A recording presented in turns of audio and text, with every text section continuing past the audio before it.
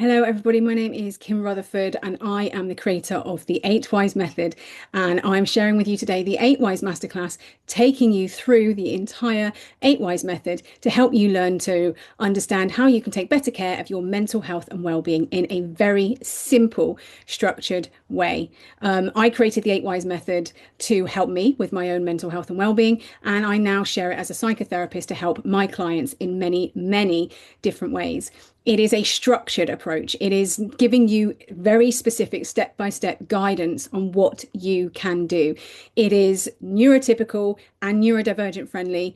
And I hope that you get some really good information from it that helps you look at your life, manage your life, and hopefully improve some areas of your life that make you feel a bit healthier and happier. What I love about the 8 Wise Method is it helps people live what I call living the 8 Wise way, which is all about developing a healthier, happier mind and improved quality of life because you absolutely deserve it. So I hope you enjoy this 8 Wise Masterclass. So, welcome to the 8 Wise Method Masterclass with myself, Kim Rutherford. 8 Wise, nice and simply, it's a structured approach to mental health and well-being. What I mean by that is that it gives you a simple framework, a simple step-by-step guide on how you can work through steps, work through the process to help alleviate the pressure and the stress in your life that might be then causing you mental health issues. It's psychology led, meaning that everything that you're going to hear today in this is built on good psychology experiences, psychology and neuroscience as well. And it's all about, really, at its crux, is understanding pressure and understanding how the pressure that builds up in our lives has an impact on our mental capacity, and how that mental capacity reduces so much, it then causes us to have issues with our mental health and well-being. And the reality of modern life, sadly, the reality of modern life is that there are so many more things to juggle now. There are so many more things that we're having to deal with every single day that the pressure is higher. Because that pressure is higher, the overwhelm is higher. Because the overwhelm is higher, our mental capacity drops quicker than maybe it has done in past decades, past years, but definitely in a slightly different world to which we live in now. So get yourself comfortable, get yourself a pen and paper, and this is all about learning how the 8 Wise Method can help you in your life, whether you're experiencing mental health issues or if you're not, because really what it's all about is learning how to manage things in a simple, step-by-step, structured approach.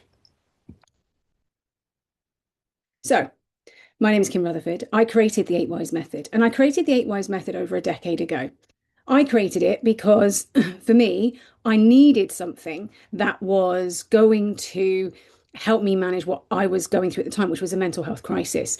I was suffering with extreme stress, burnout. It then escalated into anxiety, depression, agoraphobia, and I was genuinely forced to take time off work. So for me, I needed something that was tangible and practical because where my brain was at that time, which is completely flooded with overwhelm and not being able to see the wood for the trees on anything, I needed something simple. So I started to do my own research to see what was out there, looking at what other specialists were saying, looking at what science was saying, what psychology was saying. And from that, I then developed the 8 Wise Method. I've been using the 8 Wise Method in my private practice for a long time. I'm a psychotherapist and I've been working with hundreds and hundreds and hundreds of people in the last decade, helping and supporting them to manage their mental health, to manage their well-being in high pressured environments. So a lot of the people I work with are in senior professional roles, run their own businesses, run their own organizations, are professionals who are juggling amazing careers with the complexity of life with, children and parenting and all of those things. Those people in life, and you are probably one of those people in life who is juggling so many different responsibilities, you tend to be the people who, because there's so many more responsibilities, you're under more pressure. There's probably a lot more people expecting things from you as well. So your mental capacity is constantly at risk. And because your mental capacity is constantly at risk, your mental health is then constantly at risk. But the problem that we've got in life is life can keep happening. You wake up one day and it's the best day, and within an hour, something horrific could have happened, and you're then expected to manage that new life event as well as then take care of everything else you were already taking care of beforehand. So I needed to develop something for me that helped me manage my mental health and well-being, helped me to recover from what was a mental health crisis, but then provided me with a management framework. And by a management framework, I mean a framework that would help me manage things moving forward, whether it be the life events that are coming at me, whether it be dips in my mental health, or whether it just be generalized everyday stress. So that's why I developed the 8 Wise method. And I've tested it and I've ran it with thousands and thousands and thousands of people now over the last decade. And I am so passionate, so passionate about people getting the help that they need. One of the scariest stats that I have ever seen in my life is this concept of 1 in 4 people will experience a mental health issue in any 12-month period. And you go, okay, that's scary. But a lot of those people will get some form of support. Now, not all of them, and we know waiting lists are really long, but 1 in 4 people will try and support them. My biggest concern was it's the 3 in 4 that is the bigger number. Those 3 in 4 people are the ones who are juggling everything. They're still the ones who are at risk. And if we don't learn to help people when they're in crisis through recovery, as well as help people with prevention before they get to crisis, we're never going to deal with the mental health crisis that we have across the globe right now. We cannot keep waiting till people get sick before we implement something. And sometimes that's from our healthcare system's perspective, but sometimes that's from our own perspective. We have to take accountability and responsibility for taking care of our own health, whether that be physical or mental. We need to be looking at things from a more preventative way. But it can be really difficult to do when we can't see the wood for the trees and we don't know where to start and we don't know who to listen to. We don't know what to trust. So that's why I created the 8 Wise method. It's psychology-led approach. I've been doing it and using it before I even shared it publicly with thousands and thousands of people for the last decade. It's focused on clarity, capacity, and sustainable change. It's about reality. I'm not going to sit there and go for a walk today. That'll resolve your mental health issues. It won't. It just won't. It might help alleviate, but it's not going to resolve things. What I want to do is give you something that puts you back in the driving seat of managing life, managing the things that are causing you the problems. And hopefully from that, you will have something that can help you with your recovery process if you need one. And more importantly, you will also have something for a prevention approach as well moving forward. And that is what the 8 Wise method is really all about. Because like I said, modern life is more pressure than ever before. We're just dealing with more things than ever. Everything changes really fast. Technology is changing, work changes, our financial pressures are bigger than they've ever been before. There's more social expectations on us now than ever before because we are global thanks to social media. There is a constant responsibility to create a great life, a perfect life, to be the perfect person. And what comes with that is immense pressure. And from the pressure, we just live in a state of completely feeling overwhelmed all the time. We're exhausted, we're stretched, we're stressed, and more people now than ever are completely burnt out. The reality of life is the pressure that we are feeling, the pressure I am feeling, the pressure you are feeling, it is real. It is not just in your head. You are not a weak human being. You are just human. And the amount of things that we are expected to juggle just to survive in this world these days is more than any generation before us has had to do. And that's not an excuse. It is just the reality of where we are at. Approximately 77% of people experience physical or mental health symptoms caused by stress. We're looking at about 64% of people say they feel overwhelmed at least once a week. 42% of people report that their stress has increased over the past year alone. And around about 10 and a half extra hours per week is what the average person feels they need to keep up with just living life. It is the most common thing I get told about all the time. If I only had more time, if I only had more time, if I only had more time. And this concept that we all have the same 24 hours in a day. No, we do not. We all have a 24-hour period in a day, but how much pressure comes for those 24 hours depends on all of those responsibilities in life, all of those things that we're juggling in life. Modern life is more pressure than ever before. And if you are feeling it, and if you take nothing else away from what I'm going to talk to you about today, take this away. You are not failing. This is not in your head. This is the reality. This is the main challenge in modern life. And you are surviving it. And you need to give yourself credit for that. I just want to give you some tools, some techniques, and maybe a way that can help you problem solve some of the things that might be increasing that overwhelm. So you just feel a little bit more balanced in your approach to living your life right now. I get told a lot in with my clients. My clients come to me going, I'm just not motivated. The problem is I can't get in control of life. I can't take control of my situation because I'm just not motivated. I want to make this really clear to you. You're going to hear 1,000 people on Instagram saying to you, well, it's just motivation. It's just about being dedicated. It's just doing all of this stuff. Those play a role. But the real problem for why you can't cope, the real problem for why everything feels overwhelming is not always motivation. We're living in a world where we're told, try harder with this product, try harder with this approach, try harder, buy from me. That's why we're constantly told what we're not doing well at. But you're surviving and you're doing pretty well at it. And that's why this is a free masterclass. I want to give you something that is free. I want to push you to say, get motivated and pay for this. You don't have to pay for it. This is free because I want you to go away with something you can work with immediately without feeling the pressure of living a standard that someone else is setting. But please take on board, the real problem isn't always your motivation. Pushing harder, trying to work harder, try harder, push through, that isn't necessarily helping you. Because the real issue is things, as we've already said, too much pressure. You are juggling so many responsibilities, trying to be a perfect parent, trying to be a perfect employee, trying to be a perfect wife, a perfect husband, a perfect partner, trying to be the perfect daughter, the perfect son, trying to take care of the kids, trying to take care of your parents, trying to take care of the neighbors. Too much pressure. You're living with reduced capacity because you're juggling with so much every day. And what I mean by that is your brain has a limit. It can only take on so much. And because of that, what then happens when all of that pressure is increasing, the brain can handle things less and less and less. The foggy head kicks in. You can't think clearly. You can't make decisions. That's because you've got reduced capacity, which has led to cognitive overload. Your cognitive load is about what your brain can actually cope with on a day-to-day, in moment to moment. And if you go past or you surpass those limits, that's when you will start to feel really quite sick mentally and in a lot of cases physically. That's because that reduced capacity has led to cognitive overload, and that cognitive overload is now led to emotional exhaustion.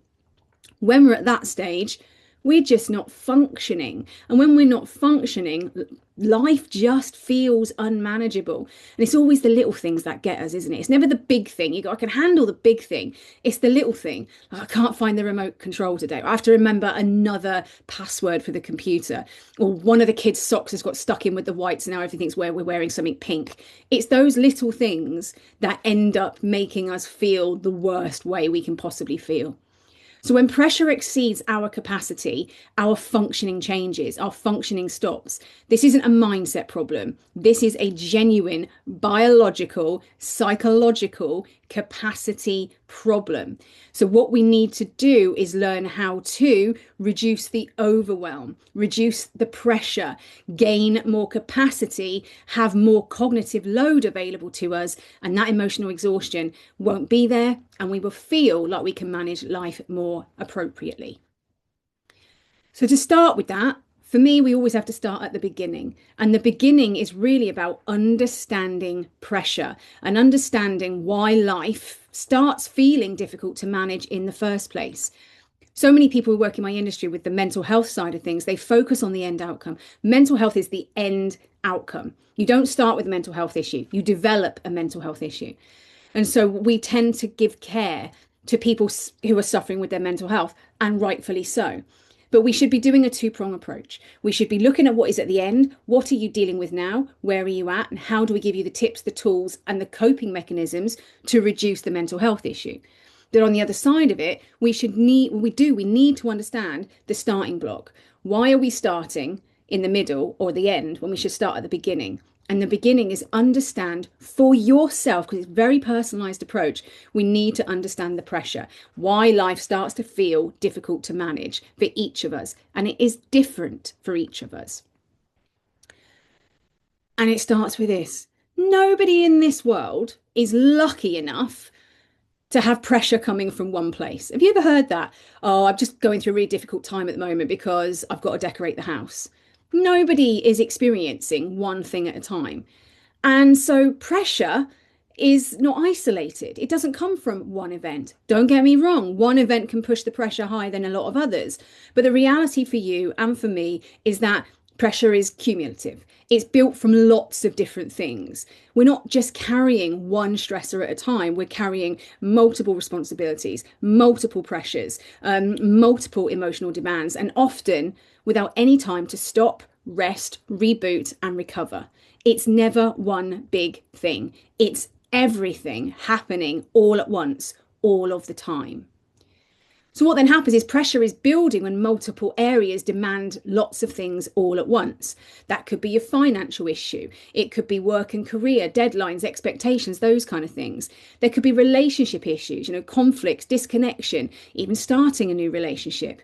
You might be juggling health issues, physical health or physical concerns, low energy, poor sleep, simply from feeling under pressure. You might have caregiving responsibilities, children, parents, loved ones. You might be living with uncertainty about the future, worry about your future, change, instability. You might be experiencing major social expectations, like a pressure to keep up, constantly comparing yourself to other people, trying to please everybody to keep everybody on side. You might have just lots and lots of responsibilities with a to-do list that is so long you can never keep up. And your mental load might just be too much. You might be constantly thinking, constantly planning, constantly remembering decisions and the logistics. All of these things just cause us problems in our mind. And this is where the pressure comes from. So take a moment to think about your life and think about all of the things that you are juggling. And I bet you there's more than 5 things. And I bet you those 5 things at minimum are all causing you a lot of pressure. But you might not be thinking that's the biggest problem in my life at the moment. And it might not be the biggest problem in your life at the moment, but each one of those things and the load that comes with them, that is what is causing your pressure. And that is what is causing all the extra levels that come after it. It's about that invisible mental load. So much of the pressure we carry happens in our minds. Most people don't know it. And it's hard to explain it to someone. You just go, I've got so much on.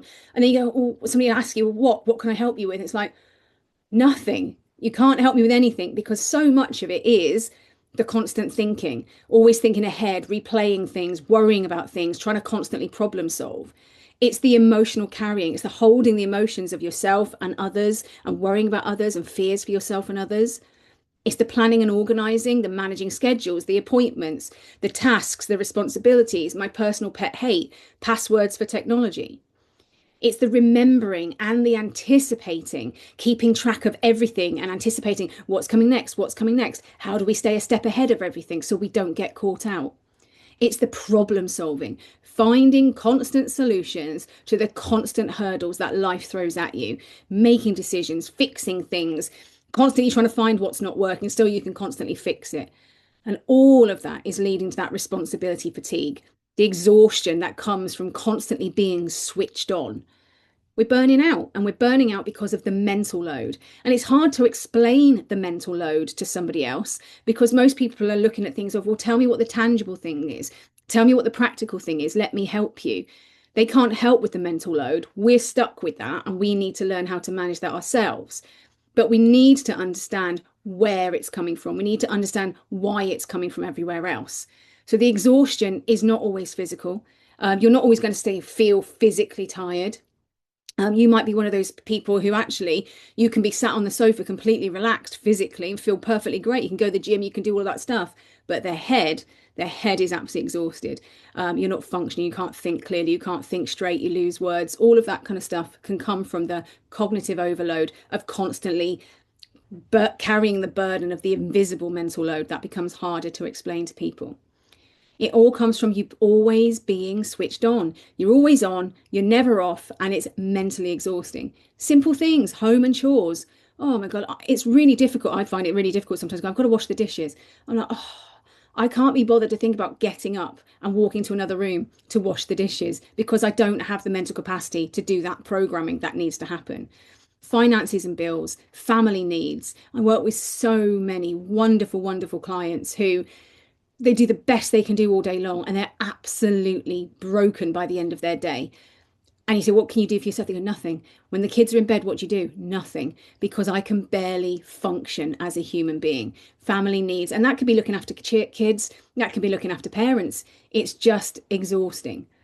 Constantly messages to reply to. We've got it coming in from emails, we've got it coming in from DMs, we've got it coming in from text. There's messages everywhere. People need us now more than they've ever needed us before. People, work deadlines, appointments and schedules, future worries, so much going on over and over and over again. And its impact is psychological. Its impact is mental load, and that is invisible. And because it's invisible, we go, there must be something wrong with me because I'm doing what everybody else is doing. No, everybody is going through this. They're just not talking about it. And then what happens, we build up to chronic pressure, and chronic pressure changes how we function. So when pressure exceeds what we're able to sustain, what we're able to do, it impacts how we think, how we feel, and how we behave. When the pressure goes up, our mental capacity comes down. And we know that's happening. We tend to see that in a loved one. And I get a lot of people contact me and they'll go, Kim, I need to book in with I need to book an appointment. I need to book in a session. My wife has said this. My husband has said this. My boss said this. My nan said this. And what nan, boss, wife, husband, best friend have said to you is you're becoming a real problem to be around. That's what they're saying. You're becoming irritable. Smaller things are feeling bigger. Your reactions feel harder to control. You're becoming forgetful with poor focus, harder to concentrate. You can't remember things, and it's really difficult to make decisions. You've got fatigue and low energy. You're constantly tired, even after rest or sleep. You're anxious, you're overwhelmed, you're stuck in worry loops, you're racing thoughts all the time, constantly feeling on edge, waiting for that horrific thing to happen. Your motivation and your drive has dropped. It's dipped. Doing the simplest thing is really hard. One of the biggest questions I ask people every single day to find out where they're at is, how easy is it for you to go to sleep? And how easy is it for you to get out of bed in the morning? And I know when the bed thing kicks in, we're really at quite a low point. Things that once mattered, like just getting up and living and doing things, become really difficult. We tend to give up quickly on the things. We lose our motivation doing things we really loved. So if you've noticed you used to love going to the gym and you're not going to the gym anymore, or you used to love going out on a weekend with your friends, you're not doing it anymore because your motivation's dipped, your drive has dipped. That leads to isolation. Then we've got the withdrawal and the shutdown. You need more space on your own. You pull back, emotional numbness. People say, well, just tell me how you feel. I go, I don't know. I've got no idea how I feel. I just feel nothing but everything all at once. And then we've got the emotional overwhelm, feeling everything at once or nothing at all. And it's scary to feel like that, to not be able to find the words to use, to explain to someone else what's happening. That's when things feel at their lowest for us.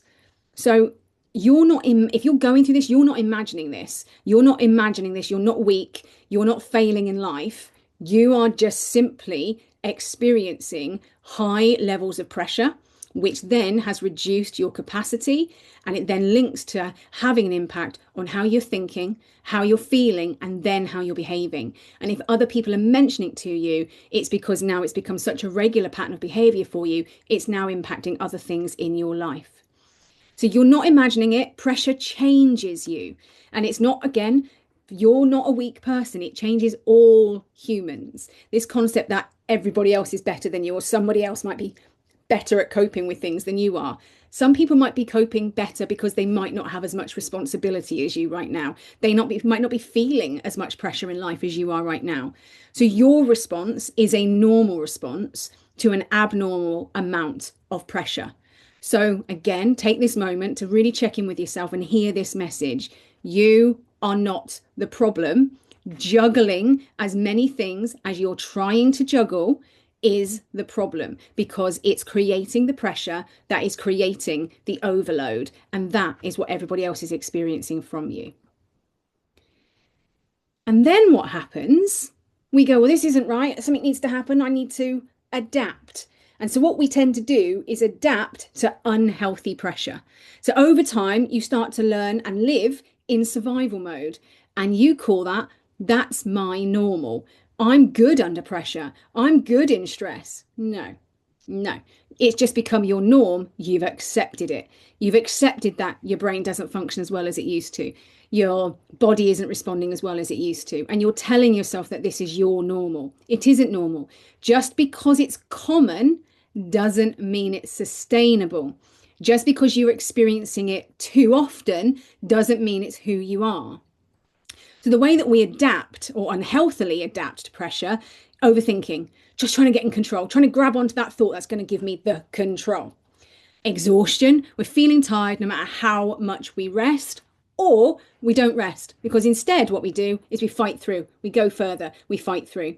We get the poor sleep, the broken sleep, the racing thoughts, the unrest, and then we tell ourselves, I'm just a poor sleeper. You're not just a poor sleeper, you're experiencing poor sleep because of the unhealthy pressure that you're under. The emotional suppression, this is the stoic British way that we tend to call it, this character thing that's really strong for us, and it isn't. It's emotional suppression, pushing our feelings down and just getting on with it, and forgetting that when you push something down and then put the next one on top and the next one on top, eventually it blows. And then the constant responsibility, carrying too much for too many. And you keep going and you keep going and you keep going. And you tell yourself, this is who I am. This is my identity. This is my norm. It isn't. You have created an unhealthy response to pressure. You've created coping mechanisms that are now making it worse. You've learned to live in survival mode. And because of that, every other part of your body is now trying to learn in this as well, which means that you're now dysregulated. You're emotionally dysregulated. Your nervous system is dysregulated, all because you've adapted to the pressure in an unhealthy way, not a healthy way.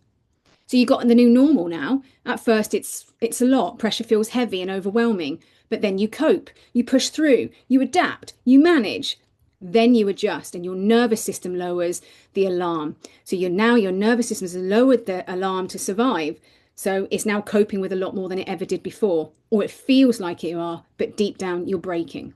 And finally, it feels normal, but your mind isn't normal anymore. Your body and your emotions, they're still paying the price. They're under pressure. You're still losing capacity. It's flooding out of you like a overfilling bath. That's what's happening. It might look okay on the surface, but underneath, the damage is being caused. And then before you know it, that small little life event happens. Boom, it all comes to the surface all at once, all 20 things that you would try to suppress. So your ability to cope is not the same as having enough capacity. Adapting is not the same as thriving. And you get one life and you deserve a good quality of life. And that can't happen 24/7, 7 days a week for the rest of your life. But it's about knowing that you have the tools in place to balance things so that it's generalized good quality rather than I'm dropping and then I'm really high again, and then I'm dropping and I'm really high again. We need something that is much more sustainable. So you are healthy mentally and physically.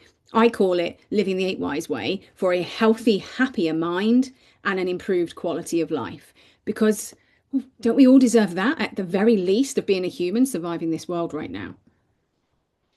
So when life feels constantly heavy, the pressure doesn't always arrive all at once. It builds up and it builds up and it builds up. It's why a lot of people, one of the common things is people will contact me and go, Kim, I think I need sessions with you because I'm having a midlife crisis. It just feels like everything's happening all at once, and it must be because I'm within a certain age bracket. And it's not. It's what's happened is over time, things have built up over and over and over and over. It might have started with the basics of meeting someone and starting a relationship and then getting married, for example, and then having kids and then buying houses and then maintaining careers and maintaining jobs and maintaining the houses and maintaining the health of the kids. And all of these things build up and build up and build up and build up. And you've adapted to it. You've carried it for a very, very, very long time. And your system is simply running on empty. And it isn't just for the people who are in midlife. We've got a lot of young people going through this exact same thing as well. You might have experienced stuff in childhood that you've built with you. And then it takes you through your teenage years and you're taking even more on your younger years. And it's building pressure level by level by level. What that really does is you've got this early stage of pressure, small but manageable, and you keep going. It's all right. Life is okay. It's not always easy every day, but you can manage it. Then you've got this building stage. You've got more responsibilities, less recovery. You start to feel the stretch. I can handle it, you say. And this tends to happen for most people in their late 20s and in their 30s. And then the overload stage happens, constant pressure, limited breaks, emotions are harder to regulate, and I just need to push through. And we get into that habit. We've accepted that early pressure's okay, I can manage it. And we can sort of understand, of course, I'm building more pressure. I've got more projects at work. I've got to do more stuff. I've got more kids now. We understand that life brings us more pressure. But now we're at the overload stage. Emotions are harder to regulate. And I just need to push through. I just need to push through. I just need to push through. Which basically means I'm going to work harder. I'm going to work longer. I'm not going to take the rest. Now we're overloaded. And so now we break down. We're at the risk of breakdown or we hit breakdown. Exhaustion is a breakdown. A disconnection from life and people is a breakdown. Functioning starts to decline. Not being able to think clearly and do what you would have normally done on an everyday. That's telling you that you're going through some form of physical pressure related breakdown. I can't keep doing this. When I'm at my worst, that's probably one of my most common things. I just can't keep doing this. I don't know what I need to do to fix it sometimes, because when you're in it, it's hard to see the wood for the trees. That's why I wanted a process. I wanted a framework that was easy to get me out of it. But that's very common. We get to a stage of I just can't keep doing this. And then boom, we either do something about it or we don't. And that breakdown risk becomes a longer term breakdown risk, a longer term issue related to your mental health and well-being. It's quite quick to fall into mental health issues. It can be really hard and long to get out of them. And just for the record, there is no such thing as a quick fix when it comes to your mental health. There are things that can make you feel better in the moment, but they won't change your mental health. Mental health, there is no quick fix. There's not a person on the planet who can offer you a quick fix and genuinely deliver it. And that's not because they're not great at what they do. It's because if you're looking at this process of mental health becomes the end product of this type of life experience, that life experience needs to be unclogged. It needs to be dealt with. It needs to be released. And that takes a little bit of time. So from an 8-wise perspective, I never created something that gave you a quick fix. I've created something that gives you a quick thing to understand, a quick process to understand, a quick framework to understand, so you can put the plan in place quickly and get on track to making things better. It doesn't take long to make yourself feel better. It just can't happen quickly to fix the things you need to fix. So you don't wake up one day and break. That's not happening for anybody. It's the result of a long period of carrying more than your capacity can hold, mental capacity and physical capacity. So you're not a weak person for feeling overwhelmed. You're just a really simple human being who is carrying more than they were ever meant to carry. And the body and the mind will tell you that and will do something about it. If you're not ready to do something yourself, it will force you to do it for you. So first at the first line in the process, we've got pressure. But then, as I've said, it links to capacity. And so you've got to understand the balance that determines how we think, how we feel, and how we function. Because when that pressure exceeds our capacity, our ability to cope with anything completely just breaks down. Pressure and capacity, they're like that. One leads to the other. That's why I always use this lovely balancing scale to explain it. Your well-being, your mental well-being and your physical well-being depends on the balance between the pressure you face and the capacity you have to cope. Nice and simple. So you're in that situation. So the pressure, the demands, the stresses and the challenges that you're facing from all of those different places. We talked about the workload, deadlines, the responsibilities you've got, your relationship demands, finances, health, all of those things, they're all your pressure.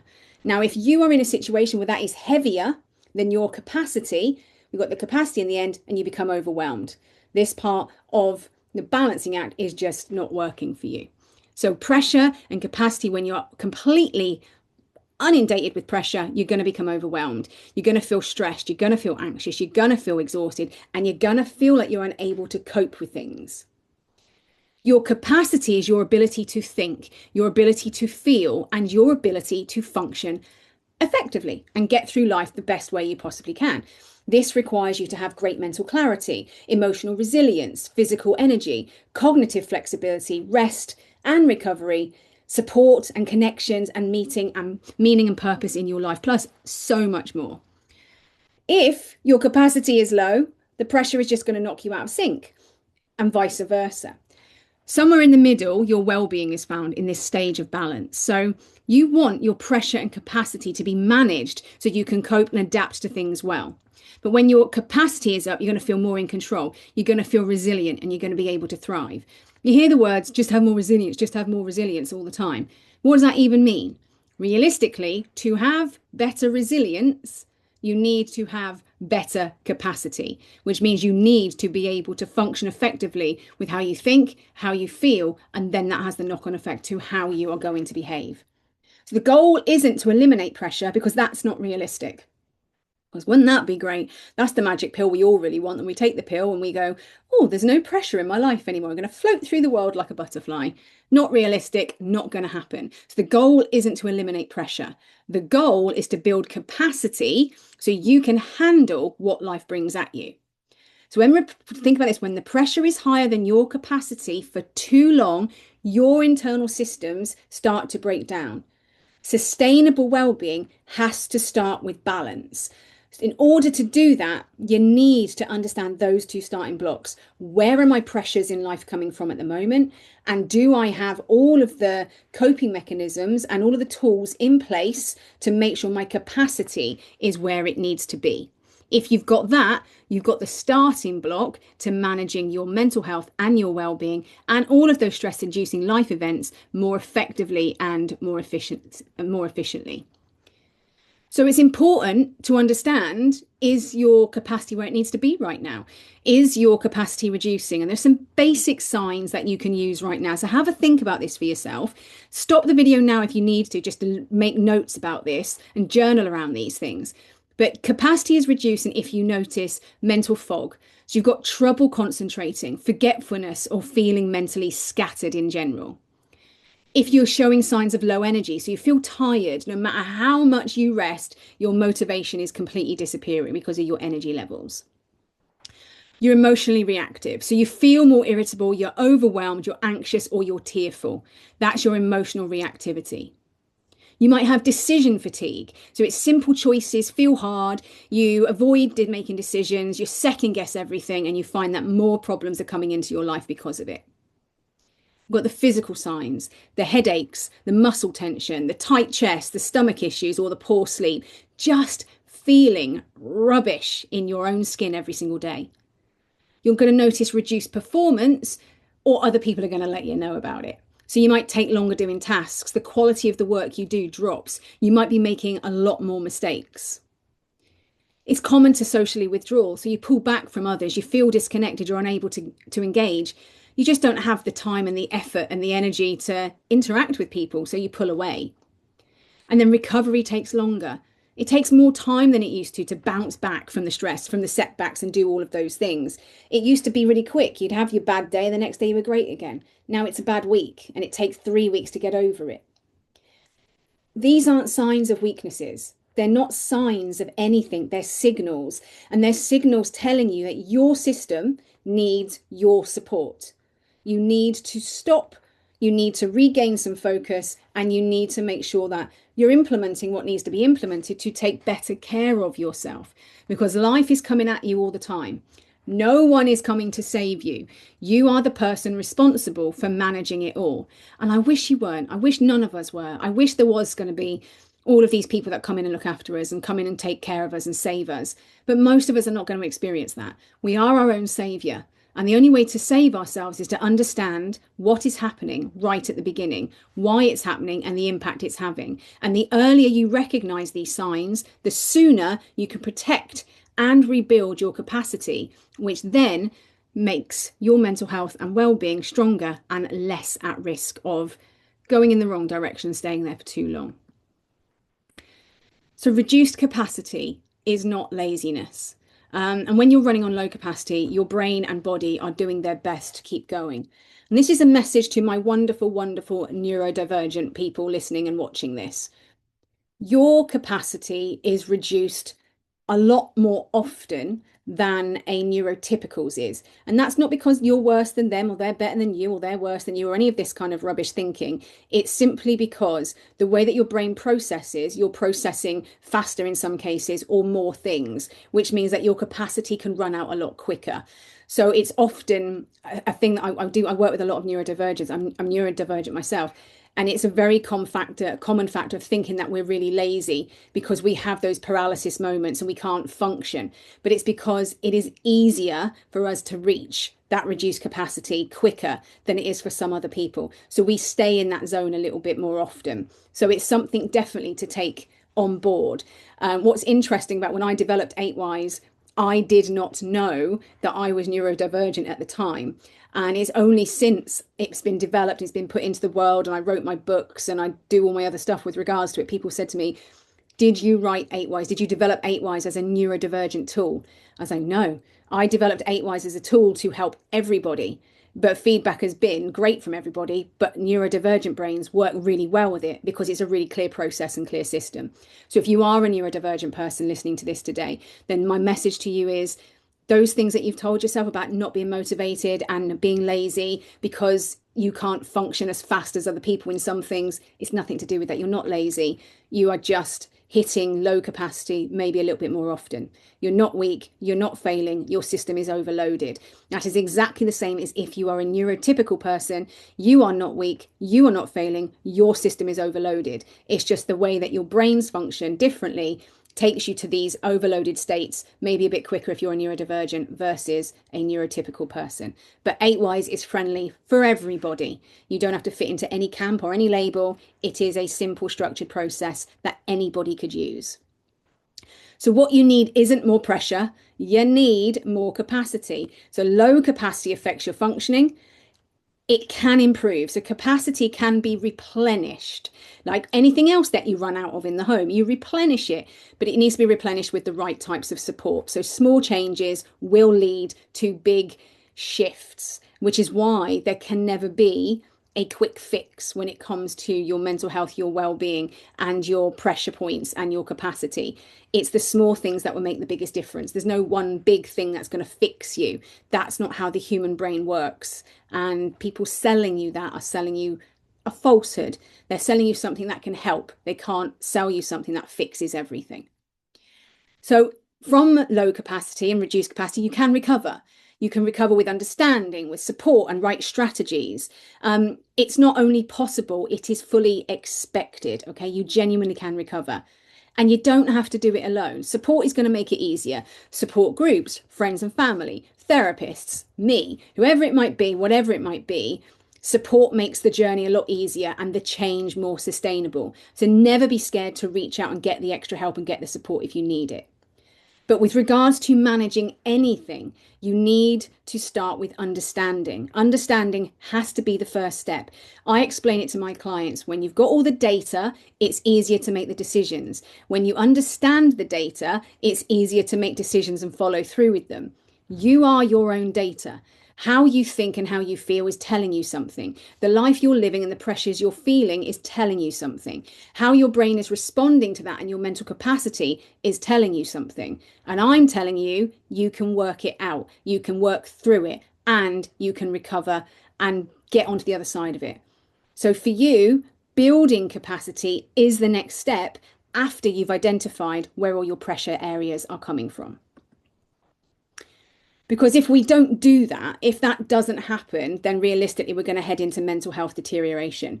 Understanding how ongoing pressure and reduced capacity impacts your mental health over time is absolutely crucial for long-term thriving and quality of life. This is when capacity stays low for far too long and your mental health begins to suffer because of it. So, ongoing pressure impacts mental health. When the pressure is consistent, it exceeds your capacity over time. It begins to affect, as we've said, your thoughts, your emotions, and your overall well-being. That impact shows up in many ways. Increased anxiety. Your mind stays in a state of worry, overthinking, and fully on alert. You'll have low mood. You feel flat. You feel hopeless. You're struggling to feel like yourself in any situation. You're feeling emotionally exhausted. So you're drained, you're numb, you can't cope with even the small things, let alone the big things anymore. You're irritable and reactive. So you feel on edge all the time. You're triggered really easily because of the overwhelm. You've got that loss of motivation, things that used to matter to you, you just don't care about that much anymore. And disrupted sleep.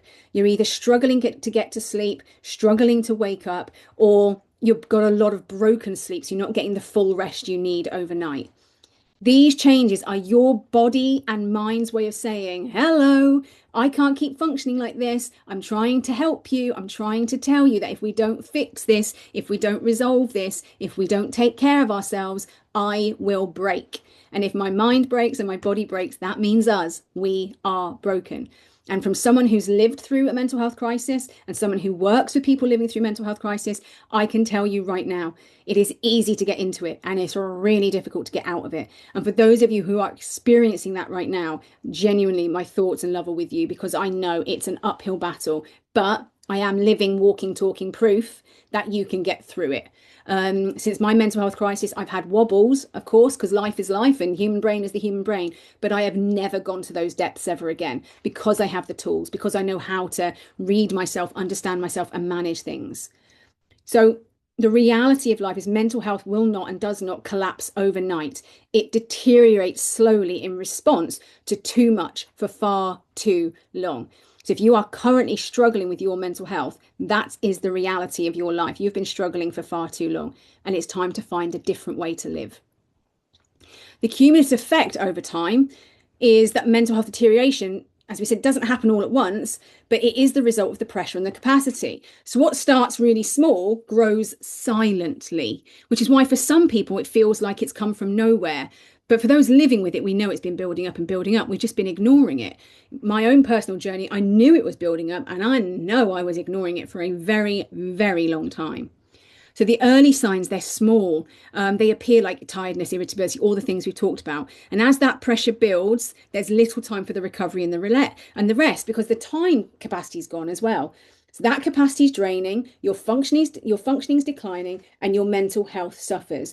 If you're feeling anxiety, if you're feeling like you've constantly got a low mood, if you've got burnout, they are mental health challenges. Your mental health has been impacted. You are currently struggling with a mental health issue. That is the reality of those things. They're normal. Everybody has the ability to feel them and experiencing them. But if you're living with those things right now, then you're living with poor mental health. And that has come from somewhere. We are now at the end outcome of what could have been prevented, or it certainly helped along the way, so it didn't take you to such a dark place to the extent it might have done. So the earlier that you recognize these patterns, the more you can protect your mental health and rebuild your capacity. Like I said, it's not a sudden breakdown in any way, shape, or form. It's a gradual process. So your awareness today creates the protection for your tomorrow. We focus on what I'm teaching you today, and what I'm going through today is can help you with your recovery if you need recovery, but can certainly help you with your prevention with immediate effect as well. And it's really important to do this, and it's really important to understand this. One of the biggest issues I have with my clients, and I love my clients, they're amazing humans, the power and the strength that they have to look at their problems and really fight them head on. All kudos to you. But what happens when we experience these things, the pressure, the capacity, the mental health, we move into self-blame. I'm weak. I did this. This is all my fault. And we need to move from self-blame into self-awareness, because that's what puts us back in control. And that's what means we can then implement strategies using our logical mind and our rational mind to move us forward. Self-blame is just overwhelming. It's all encompassing. It's emotionally led. Emotions are important, but if we live with them and live our lives by them, we're stuck. We need to move forward. So self-awareness and logic are going to help you. The two together, lovely. Perfect world. I call it the wise mindset, balancing your emotional wellness with your rational wellness. But it has to start with self-awareness. So you need to validate your experience. You need to realize what you're feeling. You need to accept it makes sense and it's not a weakness, and it's just a response to what you're experiencing. You need to then stop the cycle sooner.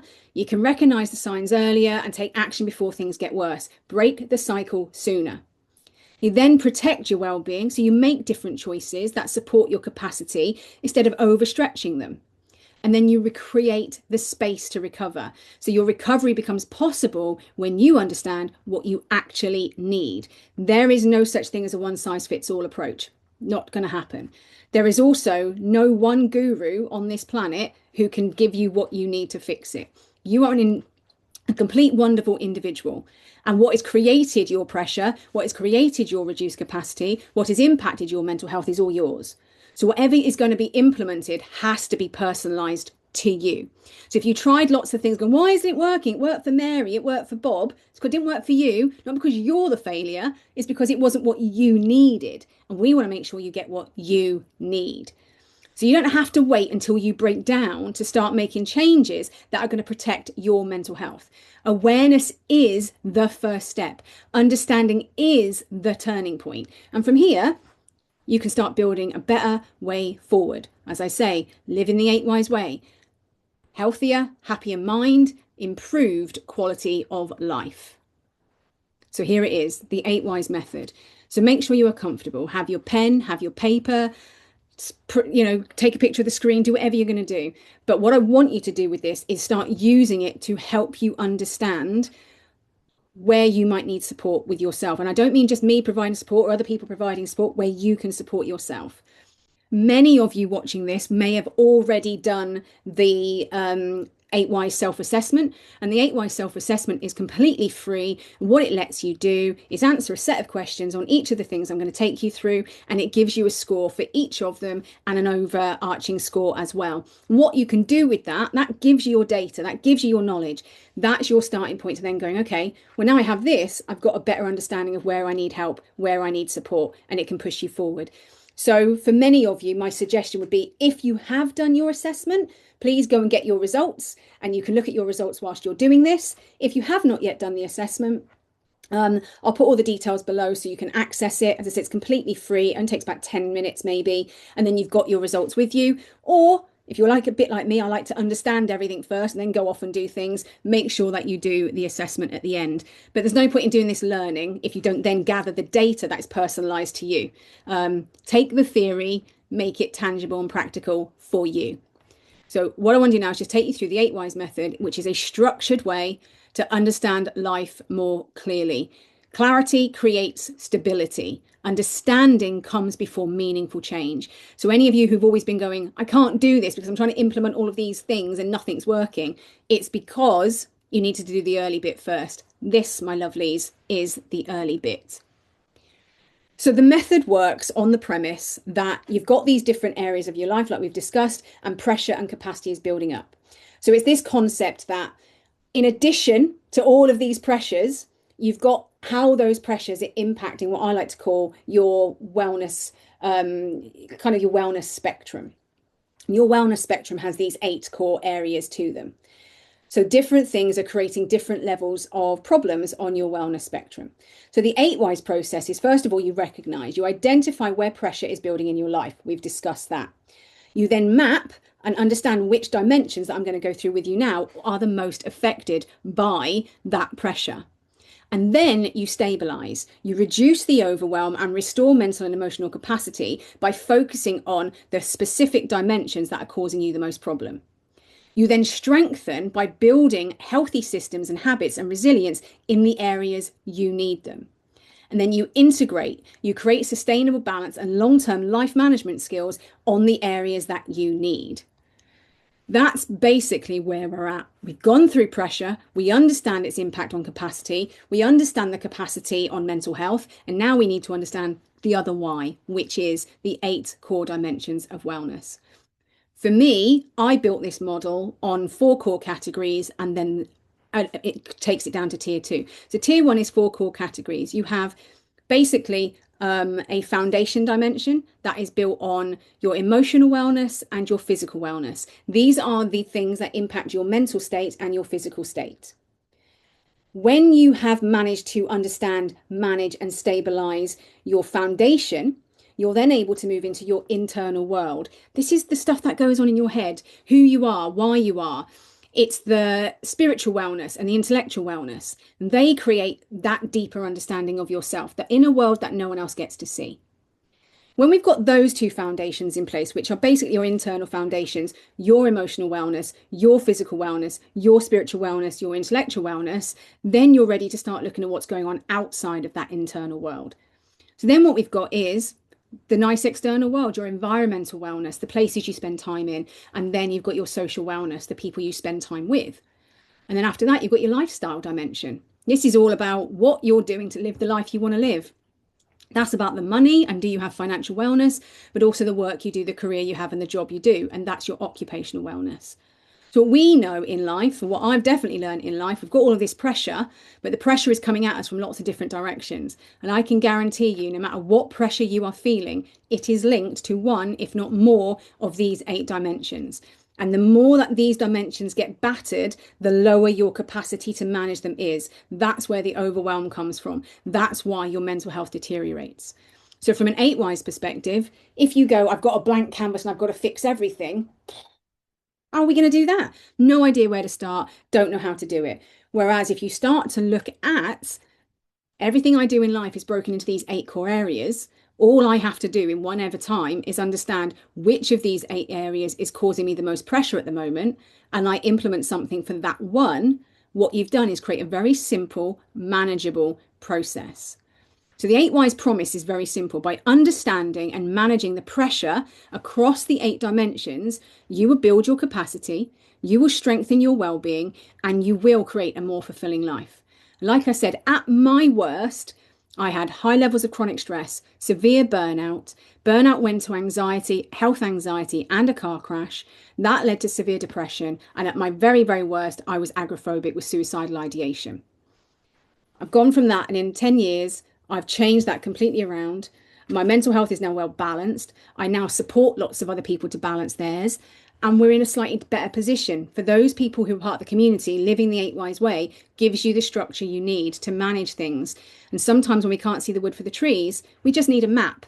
And I like to think that 8 wise is giving you the map to get back on track, to take control, to feel better again. So I now want to introduce you to each of the 8 dimensions. And the first one starts with emotional wellness. And this is the first dimension within your foundation.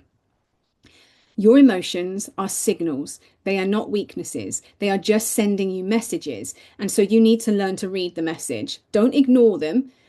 And I know we think it does. We think suppression removes them. It doesn't. It pushes them down. So see them for what they are. They're messages that we need to read and we need to understand. See, emotional wellness is about your ability to understand, process, and manage emotions in a healthy, balanced way. It's going to influence your stress levels, your emotional regulation, your resilience, your relationships with other people, and your overall mental well-being. So when emotions stay unmanaged, when the pressure builds internally and nothing's done about it, the emotional overload reduces your mental capacity. So when you're under pressure, that constant stress and overwhelm just gets bigger and bigger and bigger. That irritability or emotional reactivity gets bigger and bigger and bigger. The anxiety, the worry, the racing thoughts, bigger and bigger and bigger. And the emotional exhaustion or shutdown, bigger and bigger and bigger. So if you are experiencing those things right now, in this moment, or in life in general, then what you know is your emotional wellness is now at its lowest, and you need to do something about it. If it's balanced, then you've got greater emotional regulation. You've got increased resilience when you are under pressure. You'll feel calm. You'll feel more clarity in your life. You'll be steadier in your thinking. You will have a stronger awareness, self-awareness, and confidence. But you don't ignore that. You go, well, I'm all right. Nice one. Don't have to think about it. You go, no, I need to maintain this. So when your emotional wellness is under pressure, you need to implement the strategy for recovery. When you are feeling balanced, you need to implement the strategy for prevention. And that is how you then manage your mental health and well-being for life. So your emotional wellness is going to build capacity by reducing your emotional overload, improve your stress management systems, support your emotional resilience, increase your self-awareness, and create healthier coping mechanisms. That is how you build capacity through emotional wellness. So your emotional state affects every single part of your life. Strong emotions, managed well, become your strength. That is the 8 wise way. So have a look, if you've done your assessment, have a look at where your emotional wellness is. Have a look, and the report from the assessment will be giving you some idea with regards to if you're low, if you're medium, if you're high, giving you some idea of what you might want to start doing about that. If it's actually really high, then go, okay, well, what am I doing then? Well, you're obviously doing something great. Whatever you're doing in life that's keeping your emotional wellness balanced, keep doing it, keep repeating it, and help others to do the same. That is dimension one. Dimension two is your physical wellness. This is all about your ability to care for your body and support your energy and maintain your everyday functioning. Because your body is not separate from your life, it supports every single thing that you do. So you need a healthy body, healthy body, healthy mind, healthy mind, healthy body. That is the foundation of 8 Whys. So your physical wellness is going to influence your energy levels, your immunity system, your sleep, your strength, your endurance, and your overall vitality. A strong body supports a strong mind. Chronic physical pain, chronic physical strain drains your capacity. So we need to be taking care of our bodies in a much better way. So when your physical wellness is low or when it's under pressure, you've got low energy and you've got fatigue. You're probably going to be sick a lot more often because your immunity system's lower. So more aches, more pains. You're going to have a poor sleep pattern and you're going to have a real struggle with recovery, rest, and rebooting your system. You're probably going to see weight changes or poor body image in some way. Because when we feel rubbish mentally and physically, we see rubbish as well. And that can have a major big impact on us. So if you're under pressure when it comes to those elements of your physical wellness, you need to use 8 Whys as your recovery model. If you're balanced, you've got sustained energy and stamina, good for you. Stronger immunity and resilience, nice work. Restorative sleep and recovery, wonderful. And you've got physical confidence and vitality, brilliant. You're doing something right. What is it you are doing? And make sure you keep doing it. And if any of those things drop, ask yourself why they are. Because if those things that you're doing to maintain that drop, you are going to be on the other side. You're going to feel pressure a lot more instead. So your physical wellness will build capacity by increasing your energy and your endurance, supporting your immune function, improve your sleep and recovery, enhance your strength and mobility, and reduce physical strain and tension. Your body is your foundation. Caring for it reduces pressure. Strengthening it builds capacity. And I learned this the hard way with my mental health issues. I had severe body image issues at the time. In fact, I was over 100 pounds heavier. And part of my recovery process was genuinely finding a way to take better care of myself and like myself physically. And that helped me with my mental recovery at the same time. So yeah, I'm now 130 pounds lighter, completely different body. A bit of sagginess going on because of it, but hey, I'm good. My physical wellness is good. I'm healthier and I know what I need to do. But I also know that when I'm not doing those things, it drops down and things don't go according to plan. So physical wellness, caring for it reduces pressure, strengthening it builds your capacity. Your body is not separate from your life. It supports every single part of it. Then we move into our spiritual wellness. And this is the first dimension of our internal world, the world that lives inside here. It's about connecting to the meaning and to the purpose and to the values that guide your life. It influences who you are, your inner peace, your hope, your gratitude, your belief system, your values, how you're going to align everything to the life you want to live. A really strong spiritual connection creates clarity. Chronic disconnection creates emptiness. And when our lives are not aligned with who we are at our core, with our spiritual wellness, we feel so out of sync, the whole world feels a mess. So we need to take really good care of our spiritual wellness. Our values, our beliefs, and our identity are absolutely crucial for positive, healthy mental health and well-being. So when you are connected to what matters most, you can navigate anything. It is a power, it is a superpower, and it is one we ignore. And so you got to think about when your spiritual wellness is under pressure, you're going to feel lost. You're going to feel like you're living without direction. You're going to feel disconnected from your purpose or your values, not knowing who you are, not knowing what you want to do, not knowing what you're supposed to be doing with your life. That can lead to you feeling hopeless, cynicism, completely empty and not knowing why. You've got that inner conflict, inner confusion, a lack of meaning, not having anything to get out of bed for in the morning, just feeling rubbish in the world that you're living in because you don't know where you fit into it. That's when you're under pressure. So if you feel those things, you know you need to do something with regards to recovery from your spiritual wellness perspective.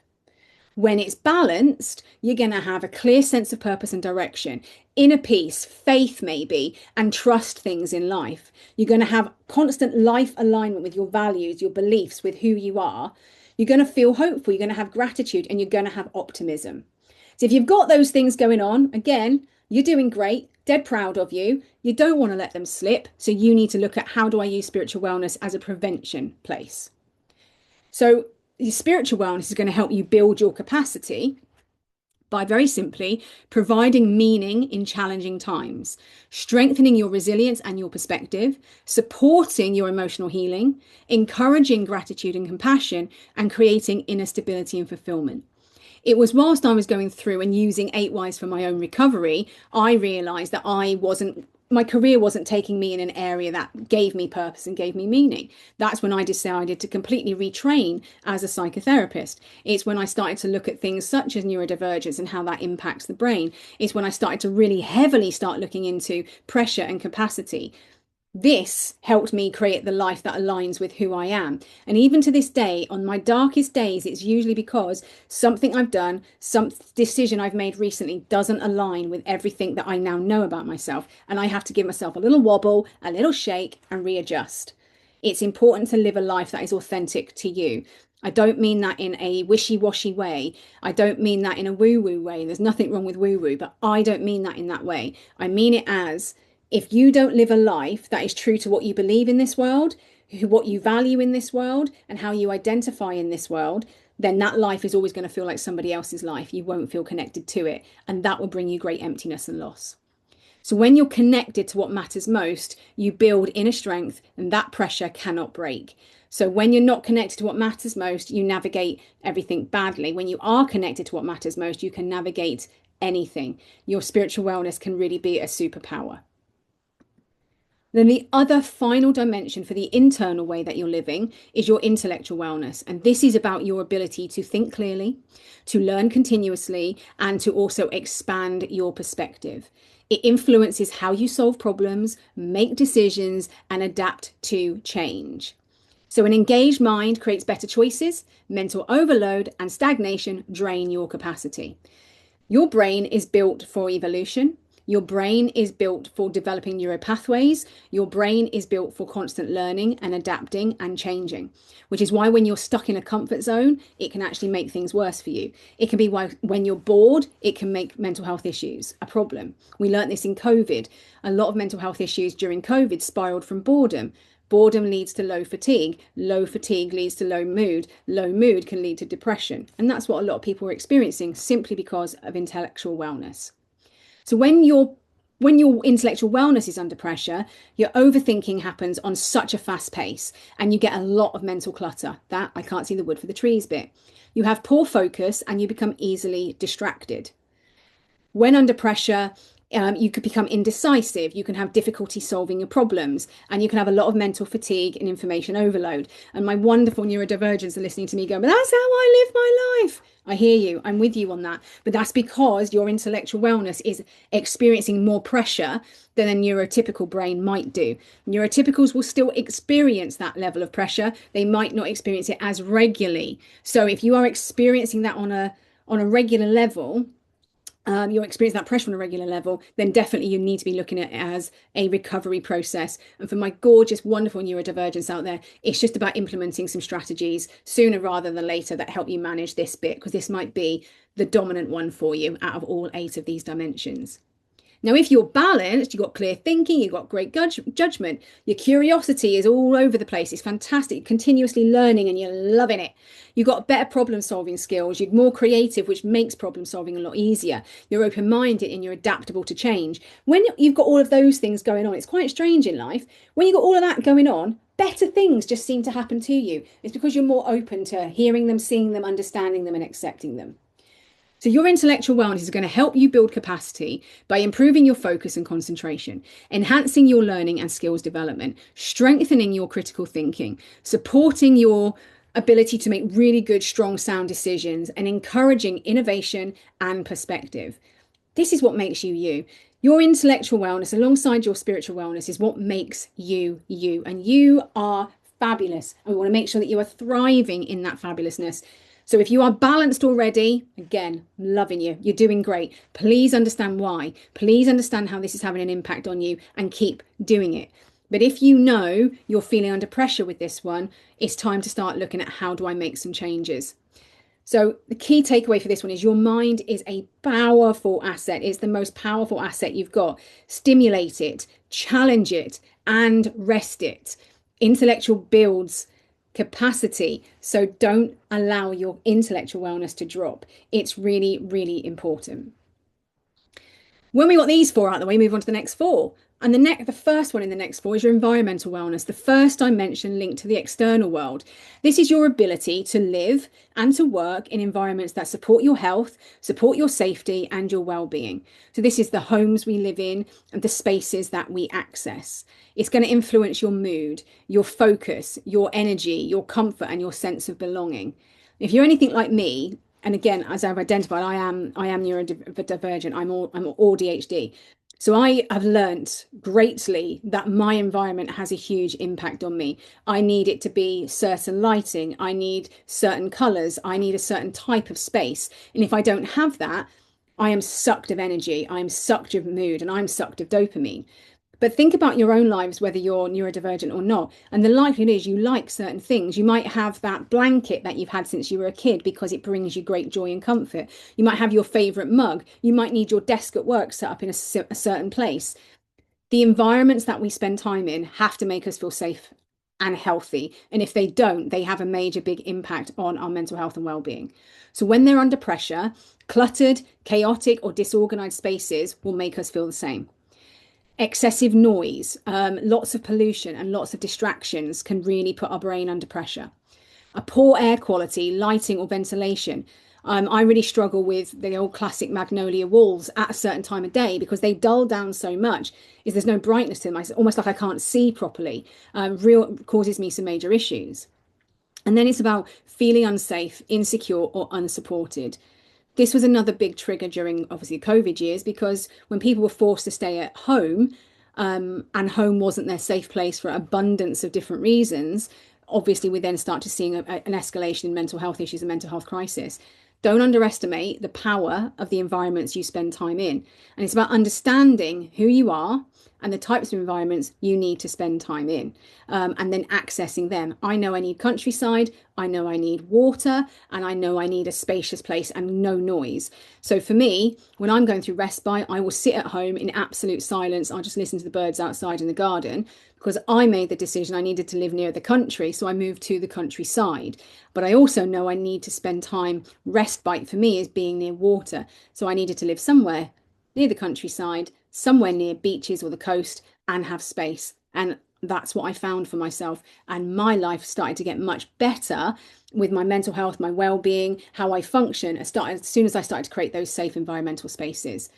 Because it helps to build your capacity by reducing stress and reducing sensory overload.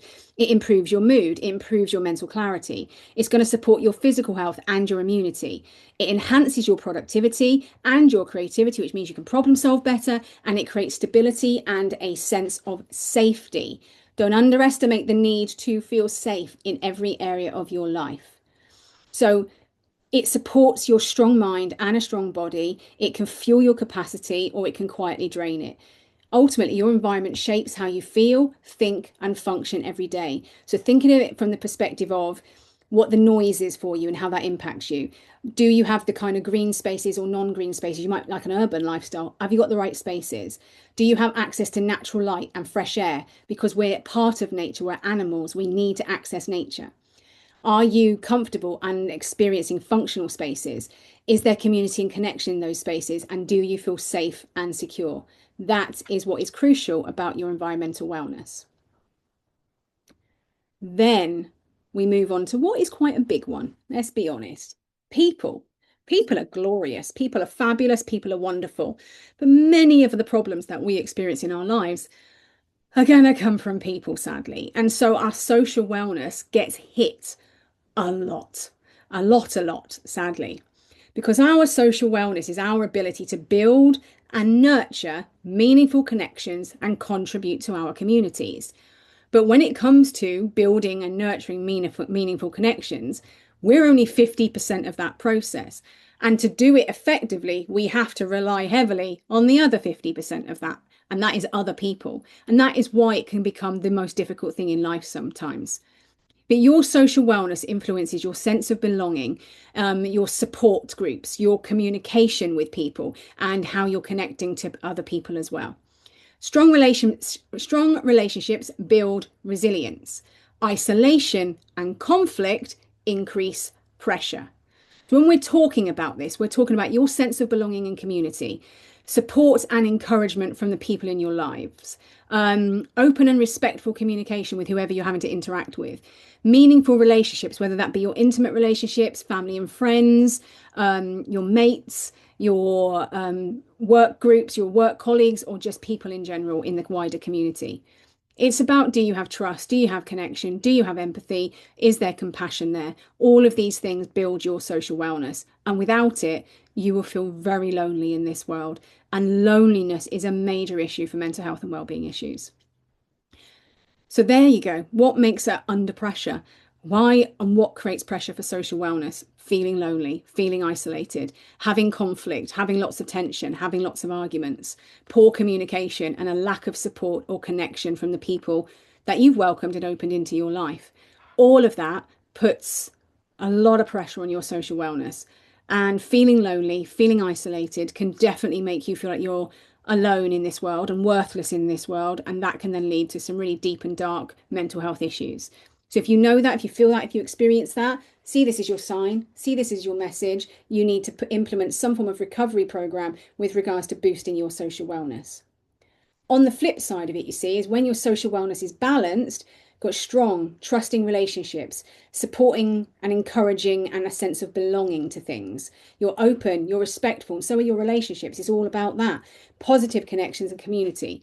If you are currently balanced in this arena, I want to tell you, you are exceptionally rich in this life. As humans, we are pack animals, and being part of a pack really matters. And so when you are a part of a pack and you have that all well balanced, you are king and queen of the world. You really are. So don't ever underestimate the importance of having it, and therefore don't underestimate the need to protect it and prevent it from ever deteriorating. Your social wellness will build your capacity by increasing the emotional support and resilience, reducing stress and the feelings of isolation, improving communication and understanding, strengthening a sense of belonging, and enhancing happiness and life satisfaction. Social wellness is so important. The connection is a powerful source of strength, the powerful source of belonging. So nurture your relationships, and your social wellness will build your capacity. We are wired for connection. We are wired for meaningful relationships. So we're wired for connection, and meaningful relationships will sustain us, and they will strengthen us, and they will mean that no matter what we have to face in this world, we can face it with a bit more ease because we have those support systems in place. So if you are struggling with this one, please do go and build on this one sooner rather than later. So again, have a look at the scores on your assessment. If it's low, that's telling you need to make some serious changes in this arena sooner rather than later, because it has a really strong knock-on effect to all of the other dimensions within the 8 Whys model, and therefore your pressure, your capacity, and therefore your mental health and well-being as well. But then we move on to another gigantic big burden in our lives: work. Most of us have to do it. We have to get up, we have to go to work. Sometimes we have to do things we love, sometimes we have to do things we hate, but we all do it to get paid and have the life we want to live. And what we want then in that is some health and some safety and some wellness as part of it. And we call that occupational wellness. Occupational wellness is your ability to find meaning, to find purpose and satisfaction in the work that you do. It influences your motivation. It influences your engagement. It influences your confidence. You get career growth. You get overall sense of fulfillment. For many of us, our career is part of our identity, and we get great depth of satisfaction and fulfillment from it. So when work feels misaligned, when the pressure builds from work, when that lack of purpose at work drains our energy, we can feel like complete and utter failures in this world. When it comes to our occupational wellness, we're looking for clear direction from the work that we're doing, opportunity for growth and development, a use of our strengths and our skills, job satisfaction, and a sense of achievement. The dream is work-life balance, but a positive work environment is even better. Because when occupational wellness is under pressure, we feel like a complete lack of purpose and a complete lack of direction. We can feel really, really lost. That low motivation then kicks in, that low engagement kicks in. Work life and conflict and overwhelm becomes our norm. We dread going to work, and work is the thing that dominates our thinking, dominates our time, dominates our energy. We feel stuck, unfulfilled, trapped in a life we can't get out of, and it is hell on earth. So if you are experiencing that right now, my heart goes out to you. It is really difficult. And again, just like social wellness, occupational wellness relies on so many other people as well. So we then have to look at what small changes can we make that's within our control that might have a knock-on effect to all of those other things. So we need a recovery model if we're feeling under pressure linked to occupational wellness. But then the other side of it, when everything's aligned, when everything's balanced, we've got this clear purpose and direction. We've got higher motivation and engagement. A use of strengths and skills makes us feel on top of the world, like we're untouchable, that our confidence is flowing, our self-esteem is high.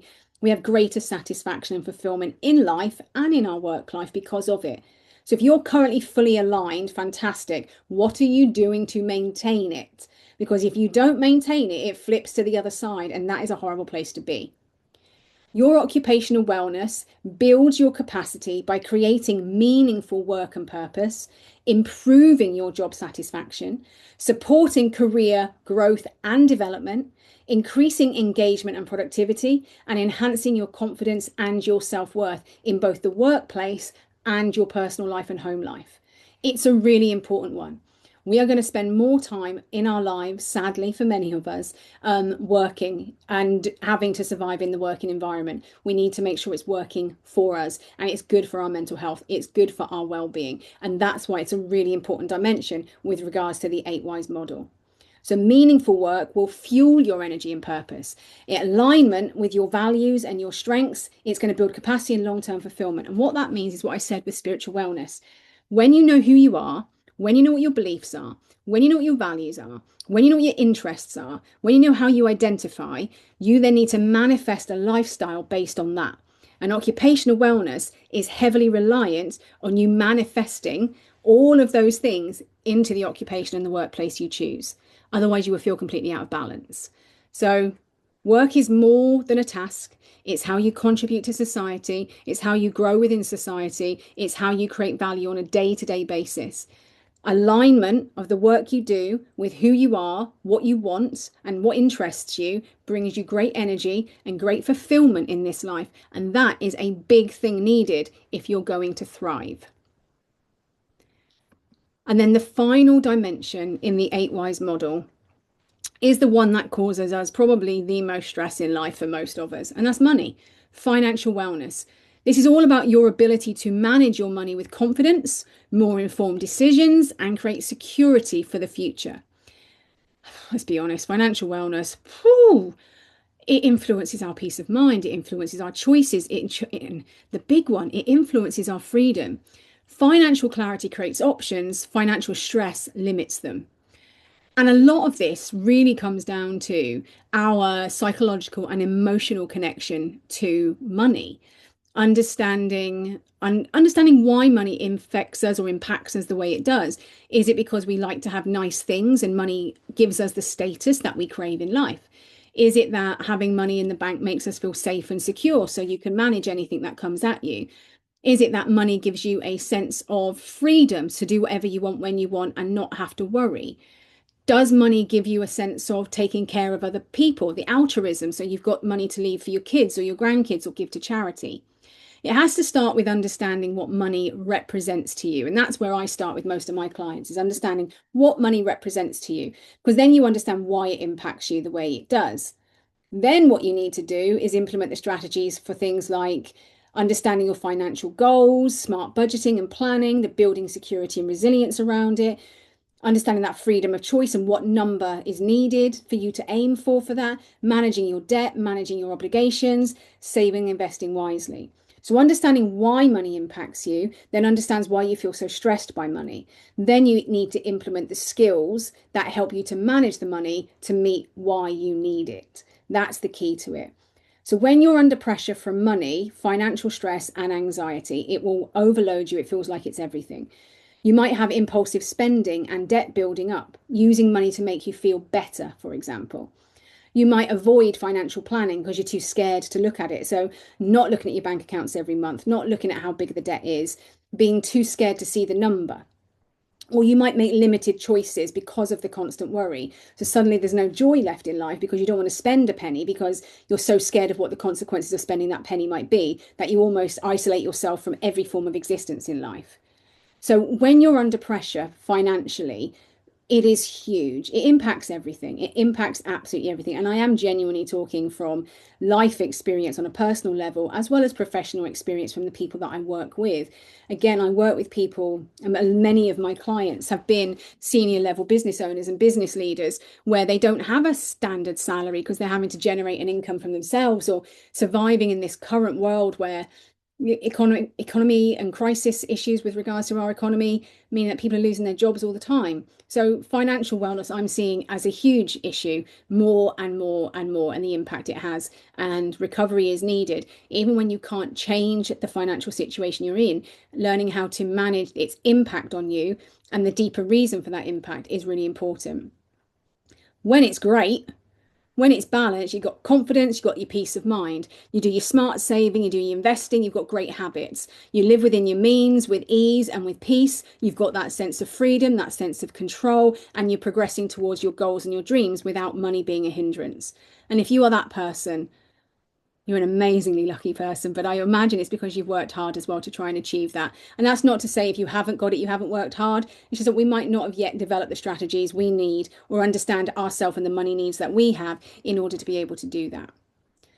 When we get our financial wellness in place, it builds capacity by reducing your financial stress and uncertainty, improving your decision making and self control, building long term security and resilience. It creates freedom and more life options. And who doesn't want that in their lives? And it supports generosity and value aligned living, meaning if we're feeling comfortable with our money, we're happy to help others as well. And that supports society greatly, especially with the situation we're going on at this moment in time. So your key takeaway from this is financial wellness is the foundation of freedom. Manage it well today so tomorrow has more possibilities for you.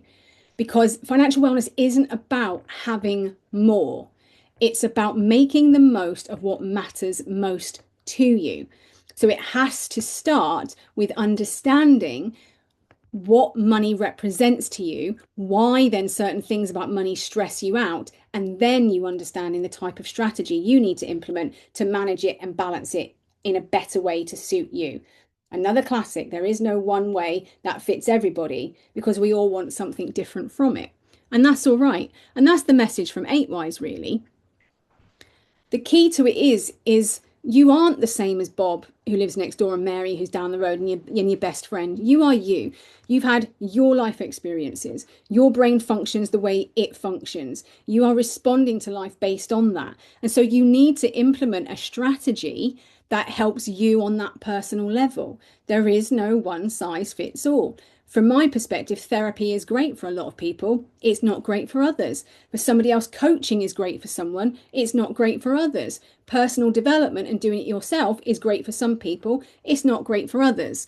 So we focus on that side of things. We don't focus on, well, no matter what I'm doing, if I'm doing coaching, if I'm doing therapy, if I'm doing it for myself, if I'm doing a group support, what am I doing it on? And that's why I wanted to create something that was structured, that no matter where you went, whether you wanted to work with someone else, whether you want to do it for yourself, you want to help someone else with it, that you would have a very clear, structured strategy that you could use to manage the pressure in life wisely. And it's done in 5 simple stages. Number 1, you must recognize where the pressure in your life is building. You need to focus on the awareness because the awareness creates a choice. You can't manage something that you don't see. You can't manage something you can't look at and understand. You can't manage it if you don't recognize it. So you have to start with recognition. Where is the pressure building in your life right now? And The 8 Whys assessment can help you do that because it helps you with stage 1 and 2 straight away. Number 2 is map it. So now you've identified your stress, you can now map it directly to the dimensions that are being impacted. So, for example, if you know the stress is coming from work, you now know it's impacting you on an occupational wellness level. But because it's impacting you occupational wellness, it's probably then also having an impact on your spiritual wellness, impacting your sense of purpose and your belief about yourself. And that's probably impacting your emotional wellness because you're highly stressed now, and then your physical wellness because you've got lower levels of energy. So the assessment itself will help you recognize and map to those 8 key areas and understand where your pressure is coming from. Then what happens, you need to stabilize it. So you need to reduce the overwhelm and restore capacity. The assessment itself will actually give you some tools and tips based on what your results actually say. So it'll give you some idea of what you need to focus on first. After you've stabilized, you then need to strengthen. You need to build healthier systems, habits, and therefore your capacity. And then after that, you need to integrate everything. You need to create those long-term balance and life management tools. So you start with awareness, creates your choice. You can't manage with what you don't recognize. You then have clarity on what's happening in the first step to changing it. You then have the stability, and the capacity is rebuilt slowly but surely through the relief and the support through stabilization. You then implement small, consistent actions that build strong capacity over time, and that strengthens everything. And then you integrate, because your integration turns your progress into a sustainable way of living. And before you know it, you're back in control. Your life makes more sense. Yes, pressure is still coming in, but you know how to balance it. You know how to manage it. So when life is doing this, you know what to do this. When life is doing this, you know what to do this. And that's what you need to focus on. The 5 phases of the 8 Whys method are there to help you manage the pressure in life wisely. Because life, no doubt about it, my friends, life will always bring pressure. The 8 Whys method gives you clear, structured process to understand that pressure, protect your mental and emotional capacity, and take back control so that your mental health and well-being doesn't decline and have negative connotations on the quality of your life. So the 5 phases help you move from overwhelm and survival into mental clarity, emotional stability, and sustainable life and stress management. You do all of this. The 8 Whys method is here to help you develop healthier, happier minds and improve your quality of life through understanding pressure, managing pressure, reducing the overwhelm you feel on a regular basis, and then reducing the risk to your mental health and well-being by helping you maintain really good mental and physical clarity. So to do that, like I said, if you haven't done it already, I recommend you go and do the 8 Whys assessments.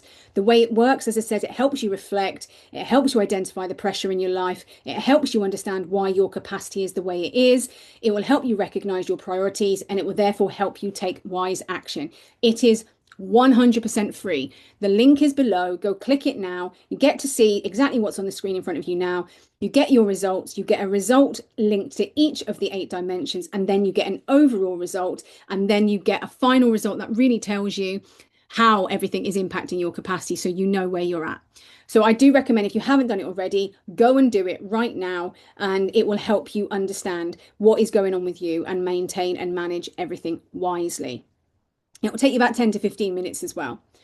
So that is pretty much everything you need to know to help you get started living the 8 Whys way, a healthier, happier mind and a more improved way of life. I hope it's been useful.